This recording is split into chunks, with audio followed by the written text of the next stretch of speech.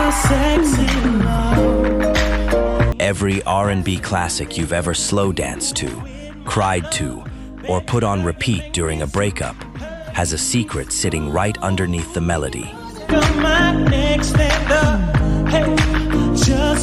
Tonight, on R&B Hives, we're pulling back the curtain on 10 songs that sound like love, but were actually born from betrayal, bankruptcy, lawsuits, arson, and heartbreak nobody explained to you on the radio.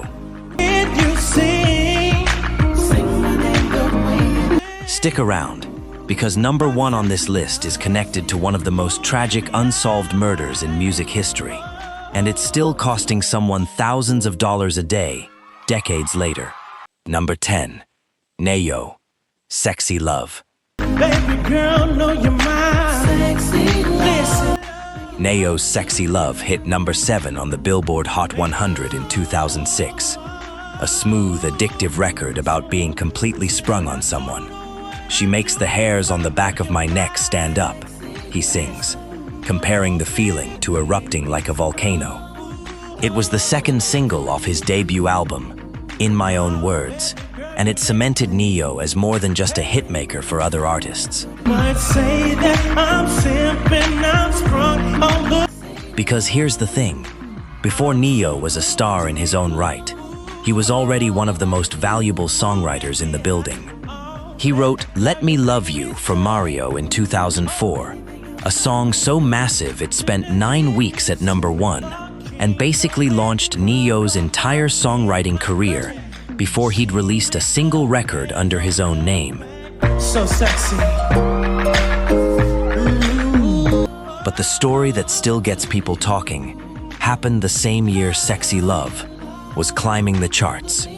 Ne-Yo wrote a song he intended to keep for himself, something with a country-inspired melody he'd built thinking about artists like Shania Twain and Faith Hill. He wrote it from a male perspective, but the more he sat with the lyrics, a partner discovering infidelity and declaring, "You must not know about me, I could find another you in a minute," the more he realized a man singing those words might land as, in his own words, a little bit misogynistic, a little bit mean. Just enough now, still too... So he gave the song away. That song was irreplaceable. Beyoncé recorded it for her album Bidet, added her own vocal arrangement and melodic touches, and it became a 6 times platinum, chart-topping cultural anthem, one of the defining songs of female empowerment in the 2000s. Ne-Yo received a co-writing credit, but for years, casual fans had no idea the song wasn't originally Beyoncé's story to tell.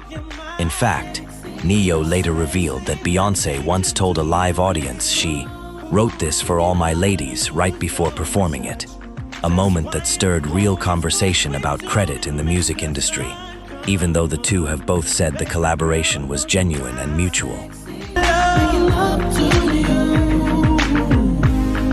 By 2011, Ne-Yo admitted publicly that he regretted giving it away, noting that if he hadn't, somebody else would have gotten it anyway. Producer Tor Erik Hermansen of Stargate even later admitted that if Ne-Yo hadn't handed it over, the production team might never have pushed the song in the direction that made it a hit at all. Meaning, the very DNA of one of Beyoncé's signature records started as a demo built for a completely different artist's voice and a completely different narrative.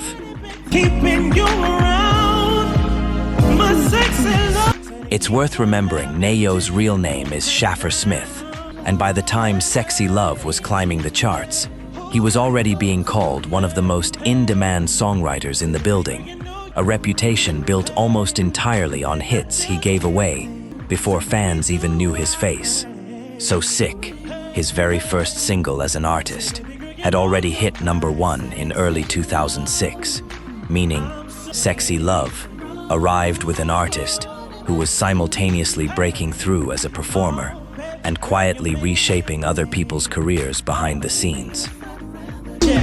She makes the hands on the back. So the next time Sexy Love plays and you're vibing to Ne-Yo's own voice, remember, That's the same writer who handed one of the decade's biggest anthems to somebody else and just kept climbing the charts on his own songs regardless. Number 9. Mario, How Do I Breathe?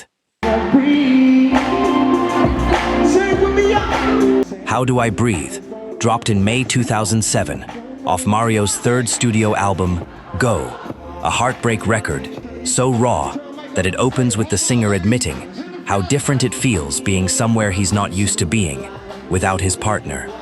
Fans still call it one of the most emotionally devastating R&B ballads of its era, built around that desperate, aching hook. How do I breathe without you here by my side? Here's a detail most casual fans miss. This song was co-written by Neo, the very same artist we just talked about at number 10. Two of the most important names in 2000s R&B, quietly intertwined behind the scenes of each other's biggest records. Neo wrote Mario's breakout hit, Let Me Love You, in 2004, and years later came back to help pen this one too, alongside Norwegian production duo Stargate. But the real story behind Mario's music goes deeper than any single co-write. Years before How Do I Breathe, Mario's personal life became painfully public. His mother's long battle with drug addiction was documented and discussed openly, something Mario has spoken about candidly as one of the most defining struggles of his childhood and teenage years. He's talked about the exhaustion of trying to build a music career while also trying to hold his family together, watching someone he loved cycle through addiction in real time. That kind of loss, the fear of losing someone you can't live without, is exactly the emotional register How Do I Breathe lives in, even though the song itself is framed as a romantic breakup record.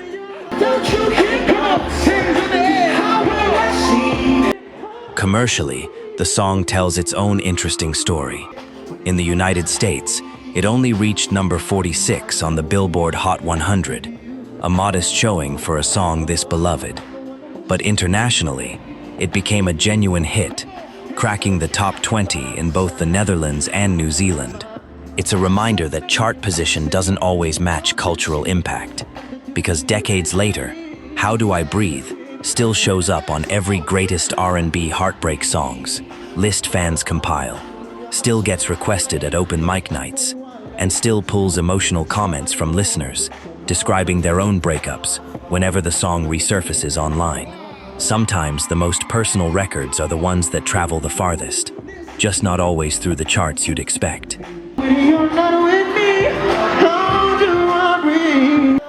Even in the comments sections under the song's music video today, you'll find people writing about specific mornings, specific relationships, specific losses. One person describing a childhood puppy love from a school gate on a rainy Saturday. Another describing finding out their ex-wife remarried right as this song came back into their life. That's the mark of a genuinely great heartbreak record. It doesn't just describe one person's pain. It becomes a container other people pour their own pain into, decades after it was written. It also says something about how young Mario really was, living through all of this. He first broke through as a teenager, with his 2002 debut single, Just a Friend 2002. And by the time How Do I Breathe dropped in 2007, he was still only in his early 20s, carrying the weight of a very public family struggle, while also being positioned by his label as one of the genre's next great romantic leading men. That contrast, a kid barely out of his teens, singing convincingly about devastating adult loss, is part of why this record still holds up as one of the most quietly powerful vocal performances of his career. Number 8. Alicia Keys, Wake Up. My closest ally. Wake Up lives on Alicia Keys' fourth studio album, The Element of Freedom, released in December 2009.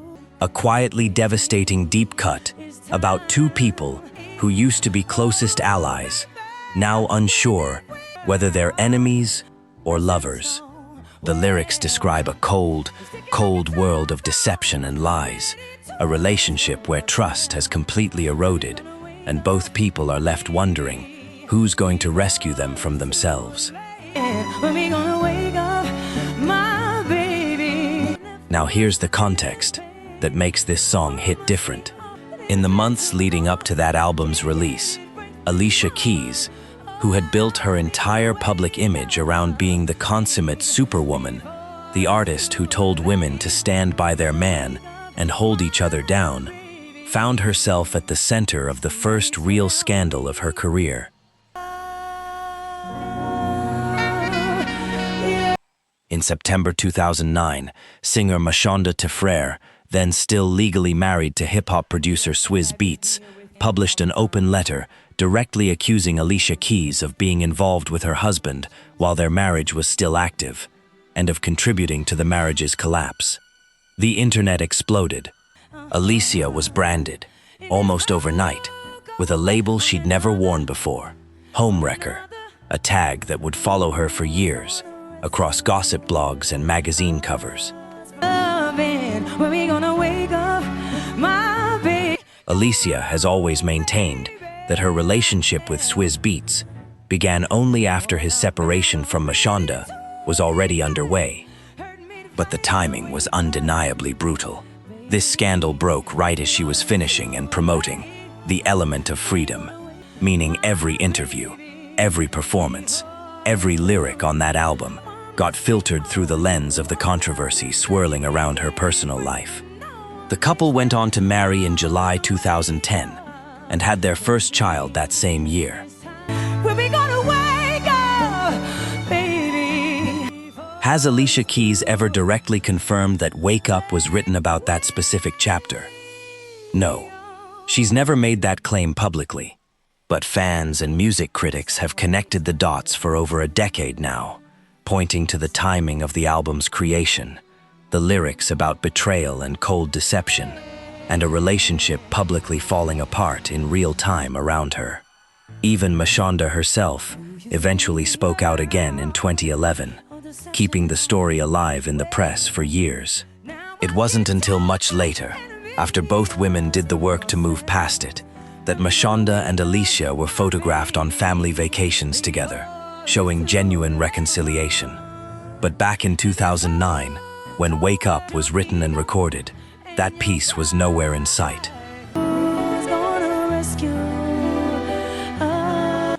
What makes this one sting is how far it was from Alicia's public image up to that point. Across Songs in a Minor, The Diary of Alicia Keys, and As I Am, she'd built a reputation as music's steady, grounded voice of self-respect, the artist behind empowerment anthems like Superwoman. Getting labeled a homewrecker practically overnight, right as she released an album about freedom and heartbreak, was a genuine gut punch to that image. And it's part of why this particular scandal still gets brought up whenever people discuss her career timeline today. Commercially, none of it slowed her down. The Element of Freedom still debuted at number 2 on the Billboard 200 and went on to spawn multiple hit singles, including Unthinkable, I'm Ready, which featured uncredited vocals from a then-rising rapper named Drake. But critically, some reviewers at the time noted the album felt more guarded, more internal than her previous work. Exactly what you'd expect from an artist writing her way through the biggest public scandal of her career while trying not to name it directly. Number 7. Mariah Carey, Touch My Body. Let's clear something up first, because it matters. The actual title is Touch My Body, released in February 2008 as the lead single off Mariah Carey's 11th studio album, E=MC². And this song didn't just chart, it made history. It became Mariah's 18th #1 single on the Billboard Hot 100, officially making her the solo artist with the most chart-topping hits in American music history, surpassing even Elvis Presley. But the controversy behind this song isn't scandal in the traditional sense. It's actually a clever bit of misdirection that a lot of casual listeners missed entirely. On the surface, Touch My Body plays as a flirty, sensual invitation. But listen closer to the second verse, and Mariah is literally warning a lover about something very specific. Don't you dare record our rendezvous and post it somewhere for the world to see. In 2008, at the dawn of the smartphone and viral video era, that was Mariah essentially writing a privacy disclaimer into a pop song. A joke about leaked tapes and internet culture that went completely over a lot of listeners' heads at the time, but reads as genuinely ahead of its time now. The music video leaned into comedy just as hard. Director Brett Ratner cast 30 Rock actor Jack McBrayer as a nerdy IT tech support guy who gets called to Mariah's house and ends up fantasizing about her. A full comedic role reversal that had critics and fans buzzing as much about the video's humor as the song's hook. And behind the scenes, Mariah reportedly dropped about 20 pounds before filming, specifically so she and Ratner could showcase her new figure throughout the visual. The song also became one of the internet's most enduring memes. Clips of Mariah's 2008 live performances of Touch My Body circulated for years, often mocked for vocal moments that didn't quite land compared to studio perfection, turning into a recurring joke across early social media and later TikTok. It's a strange kind of controversy, not scandal, but the exact moment where a pop star's polished public image collided head-on with the messiness of live performance and internet culture, at the exact historical moment when both were becoming permanently searchable and shareable forever.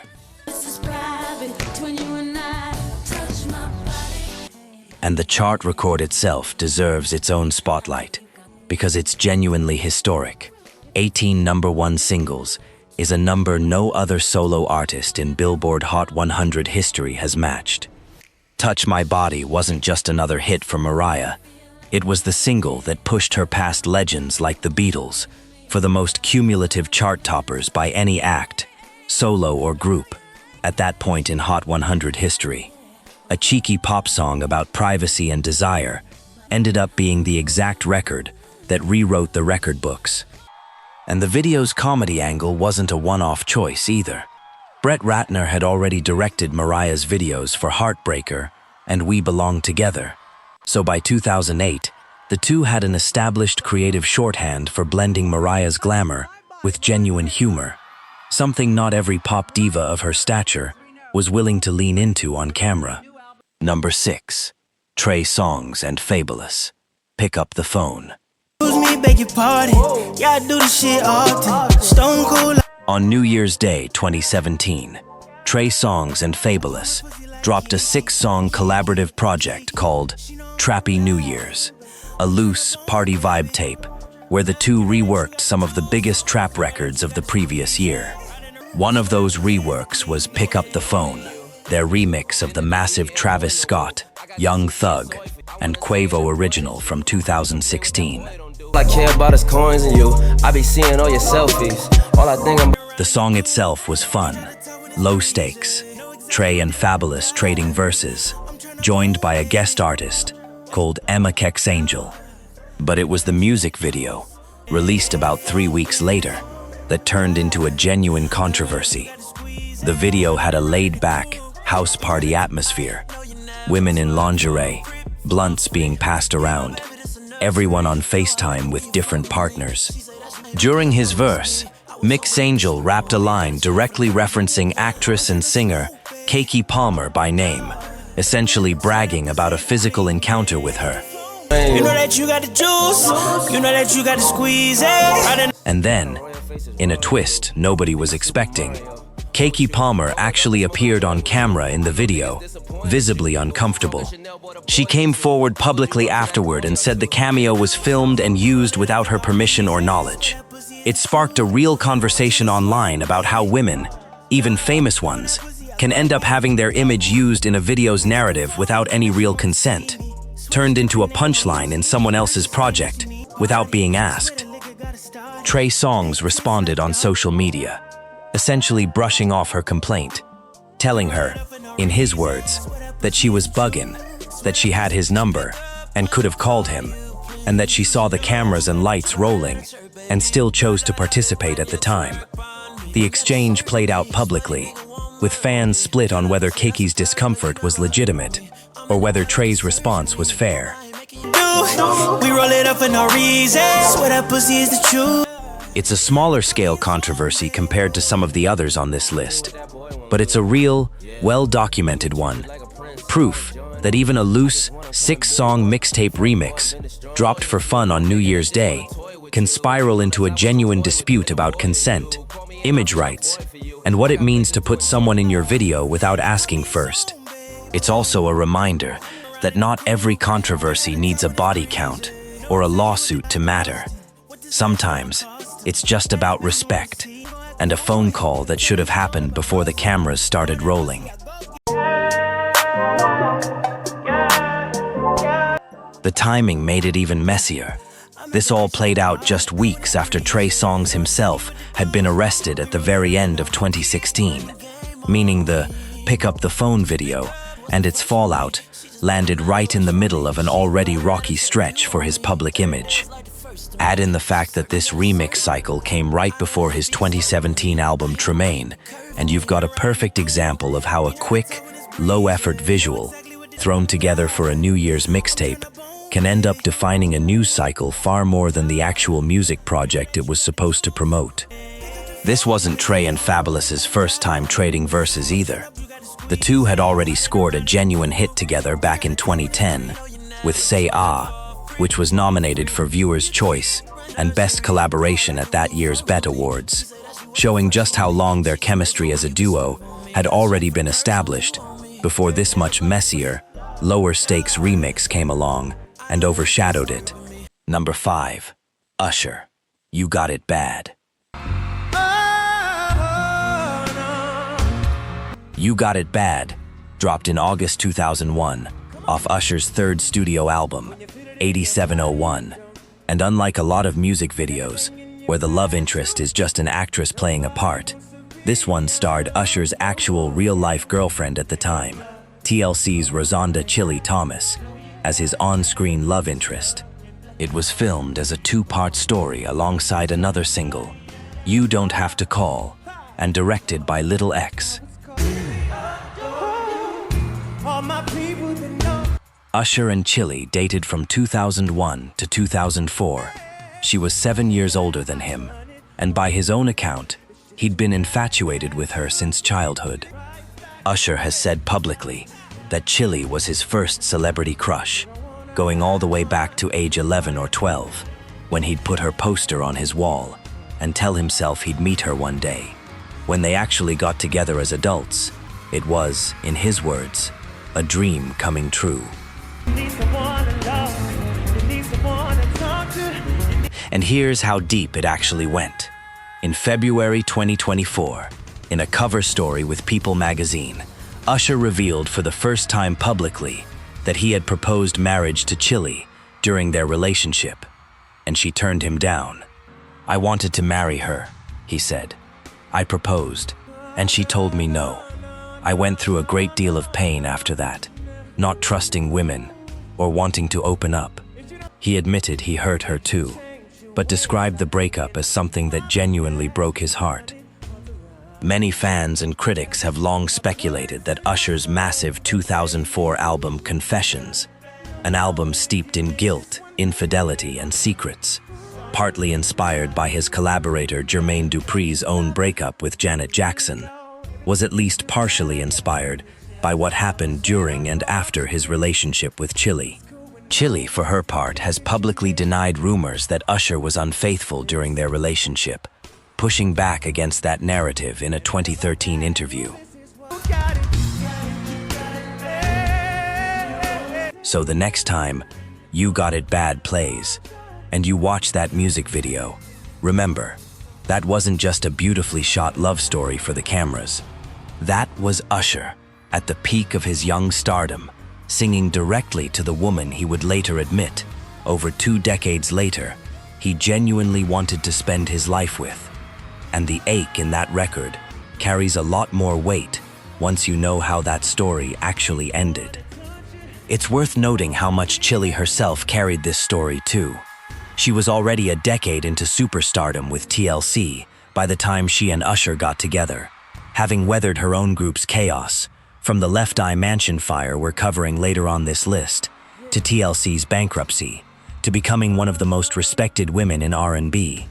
For an artist who'd already seen so much industry turbulence, choosing to say no to Usher's proposal, turning down a genuine chance at marriage with one of the biggest stars in the world, speaks to exactly how much she valued her own independence and boundaries.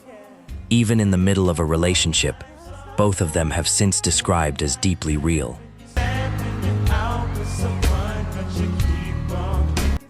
Usher himself has talked about how young he was when all of this happened.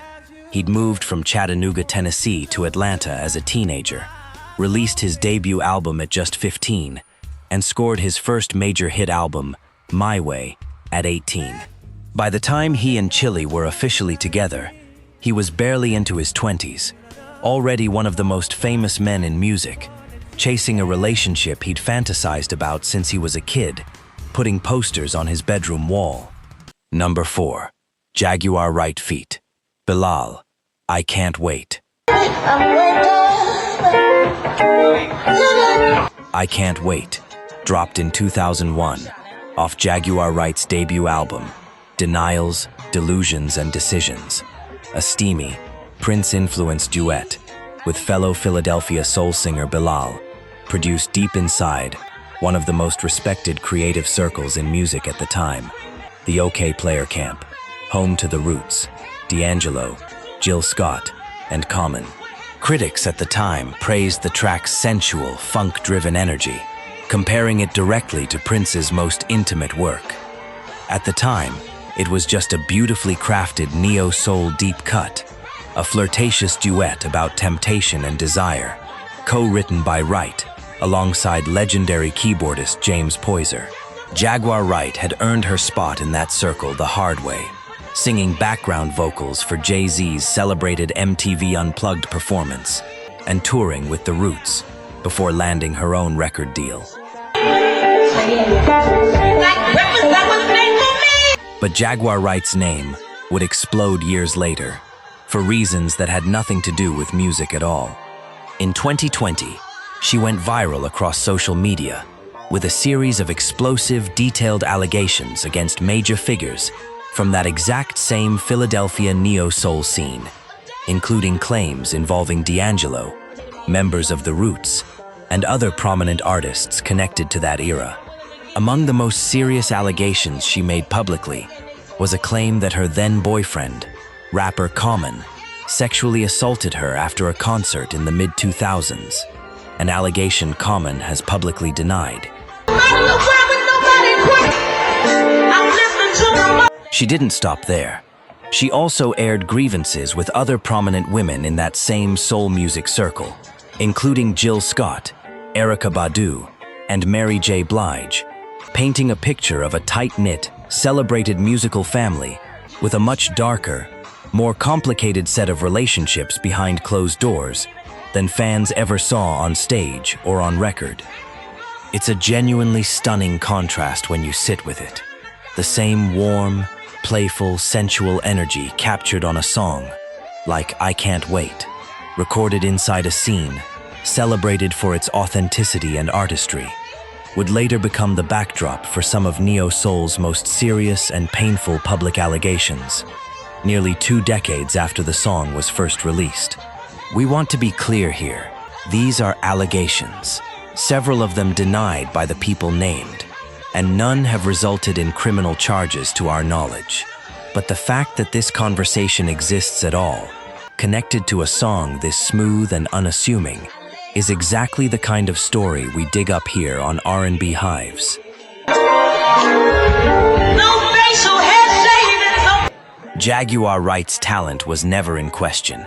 Critics at Rolling Stone and Vibe praised Denials, Delusions, and Decisions when it dropped, and her voice was considered one of the most powerful in the entire neo-soul movement of the early 2000s. That's part of what makes her 2020 resurgence so complicated for longtime fans. The same voice that made I Can't Wait such a smooth, confident record is the same voice that, nearly 20 years later, was used to make some of the most serious public claims that scene has ever had to reckon with.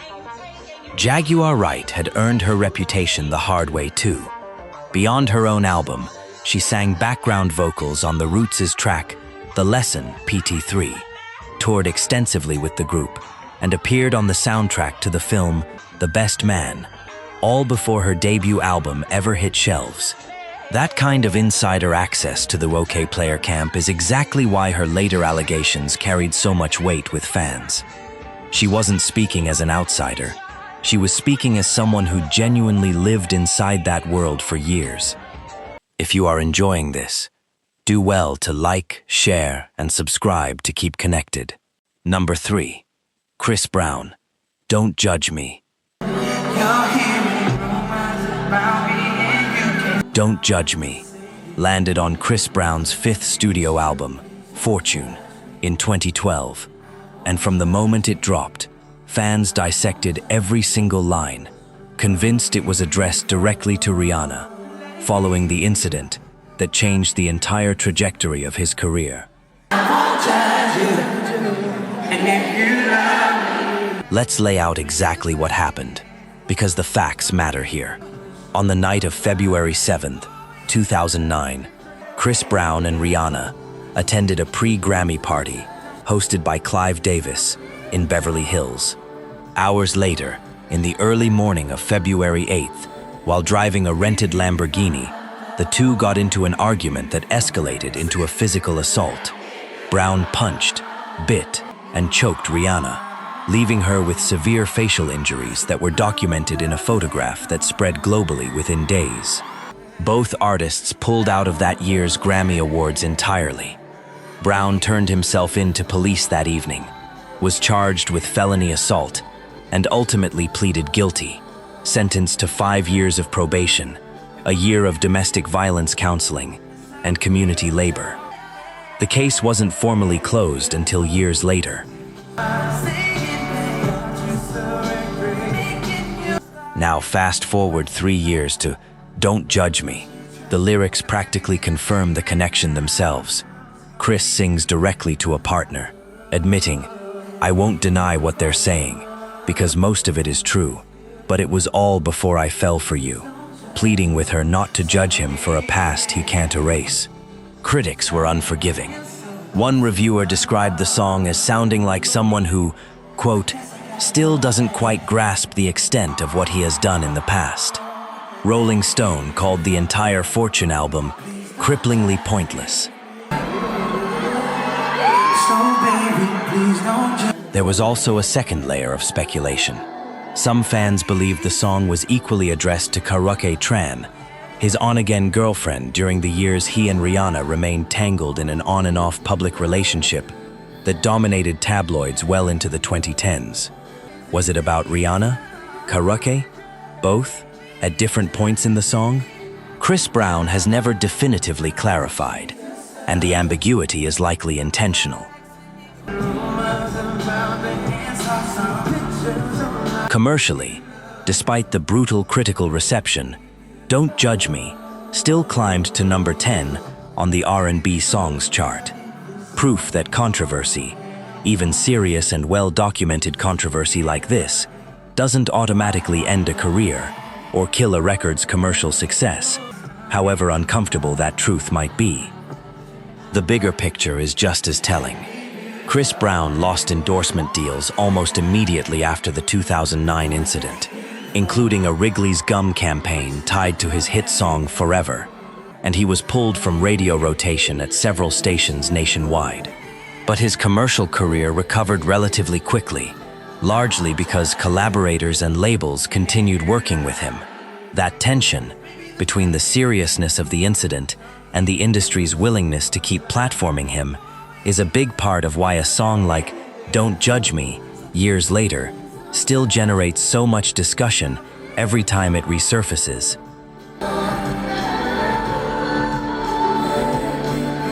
It's also worth noting, this wasn't presented publicly as an isolated incident. Probation officer reports released after the 2009 case revealed the couple had a documented history of physical altercations in the months before the Grammy night attack, including incidents during trips to Europe and Barbados. Chris Brown has since spoken candidly, years later, about how normalized that pattern of violence had become between them, before it escalated into the incident that finally became public and undeniable. Number 2, Lisa, Left Eye Lopes, Creep. Knock, knock, you gotta let me in, 'cause I know you got alligator skin and... TLC's Creep hit number 1 on the Billboard Hot 100 in 1994, off their landmark album, Crazy Sexy Cool, a record that would go on to sell over 11 million copies in the United States alone, making TLC the best-selling girl group in American music history and earning the trio 2 Grammy Awards.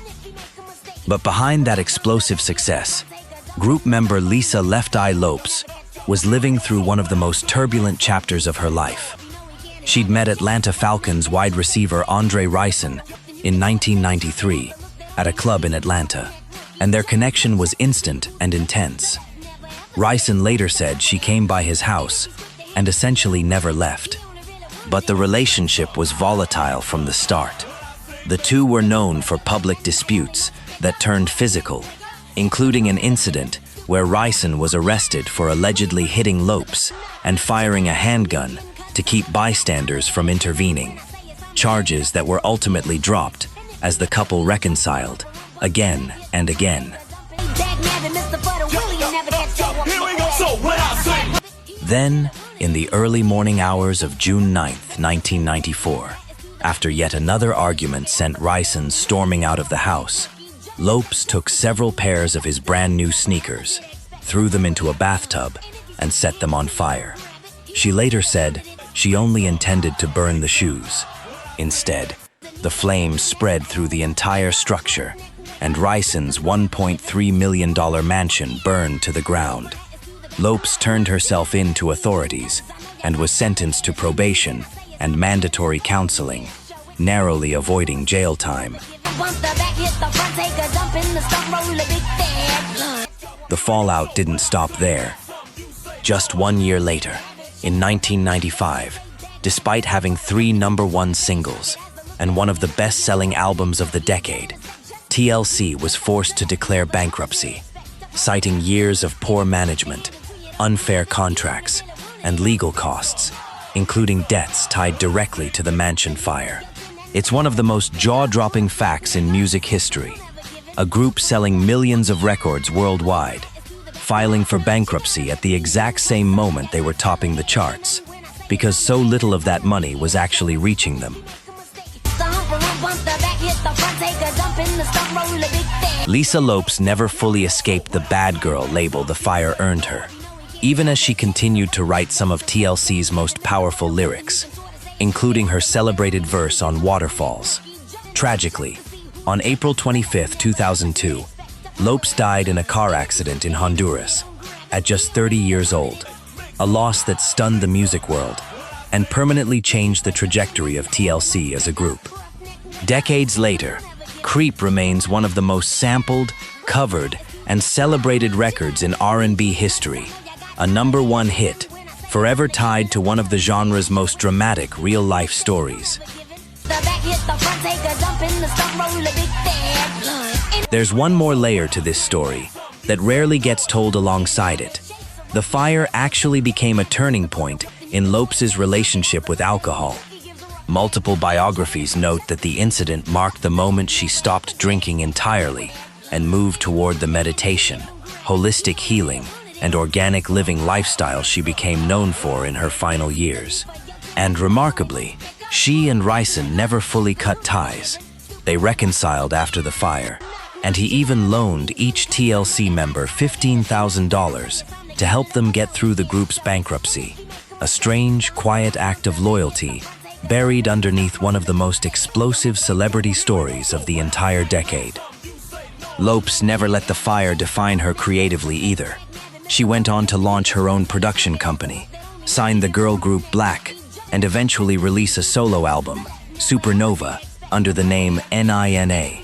Even amid the chaos of the fire, the bankruptcy, and the tabloid coverage, she kept building, which is exactly why so many fans still consider her the group's creative backbone, not just its most controversial member. Number 1. Faith Evans, Puff Daddy and 112, I'll Be Missing You. On March 9, 1997, the notorious B.I.G., Christopher Wallace, one of the greatest rappers who ever lived, was shot and killed in a drive-by shooting in Los Angeles at just 24 years old. To this day, decades later, his murder has never officially been solved, and it remains tangled in ongoing theories, connecting it to the East Coast-West Coast rap rivalry and the earlier murder of Tupac Shakur just 6 months before. Biggie's marriage to Faith Evans was, by both of their own accounts, complicated. They married in August 1994, after knowing each other for only about 8 days, a whirlwind decision that Biggie himself later admitted was probably too fast. Their relationship was strained by his very public infidelities, including a long-rumored affair with fellow bad boy artist Lil' Kim, and another relationship with rapper Charlie Baltimore, who Biggie was reportedly still seeing at the time of his death. Faith later wrote in her memoir about literally walking in on Biggie with another woman, a moment so raw and specific that fans still reference it today. The two never officially divorced, but they were separated, and Faith had moved on to another relationship by the time Biggie was killed. 2 months after his murder, in May 1997, Faith Evans and Biggie's mentor and label boss, Puff Daddy, released I'll Be Missing You, a tribute built around a sample of the Police's 1983 hit Every Breath You Take, with Faith singing an interpolated version of that iconic melody, changing the words to turn a song originally about obsessive surveillance into a heartbreaking farewell. The song exploded globally, spending 11 consecutive weeks at number 1 on the Billboard Hot 100 and topping charts in countries where Biggie himself had barely been known. Here's the controversy that's followed the song for almost 30 years. Puff Daddy released it without ever clearing the sample with the Police or songwriter Sting. Sting sued, and the settlement was almost unheard of in the music industry. He was awarded 100% of the songwriting royalties, an enormous win considering he didn't write a single word of the tribute itself. Sting has since confirmed publicly that Diddy pays him thousands of dollars a day for the rest of Diddy's life, all because of one uncleared sample on a song written to honor a murdered friend. Police guitarist Andy Summers, who actually composed the iconic guitar riff running through the entire track, received absolutely nothing, since he never had a formal songwriting credit on the original. Critics were divided from day one. Some called the song maudlin and accused Puffy of capitalizing on tragedy for commercial gain, cashing in on grief just months after his friend and artist's murder. Others argued it was a sincere, if imperfect, tribute that gave millions of grieving fans worldwide, including people who'd never even heard of the notorious B.I.G. before, a way to process loss through music. But for Faith Evans specifically, a widow, essentially, singing directly to the father of her child, a man whose marriage to her was messy and unresolved right up until his violent death, I'll Be Missing You became something far bigger than a hit record or a legal dispute. It became a eulogy the entire world ended up singing along to, and it remains, to this day, one of the most successful and most controversial tribute songs ever released. And that Sting payout has only gotten more surreal with time. In 2022, Sting sold his entire songwriting catalog, including his share of Every Breath You Take, to Universal Music Publishing Group for a reported $300 million, meaning those daily royalty checks from Diddy likely flow to a media conglomerate now instead of Sting personally. At the 1997 MTV Video Music Awards, Sting even insisted on performing the original Every Breath You Take chorus live alongside Diddy, rather than Faith's rewritten tribute lyrics. A subtle but pointed reminder, in front of a global audience, of exactly whose melody the world's biggest hip-hop tribute had been built on. Despite the legal mess, the song's cultural weight was undeniable. It won the Grammy Award for Best Rap Performance by a Duo or Group, and it remains one of the most recognized tribute records ever made, decades after Biggie's death. And Faith Evans didn't stop honoring him there. She went on to release a full collaborative album years later, The King and I, built entirely around previously unreleased Biggie vocals, paired with new music, proof that this one tribute song was really just the beginning of her decades-long effort to keep his legacy alive. That's 10 songs, 10 artists, and 10 stories the radio never told you. From manufactured feuds that turned physically real, to marriages built on infidelity, to lawsuits that are still being paid off decades later. The real story behind your favorite R&B classics is almost always more complicated than the melody let on.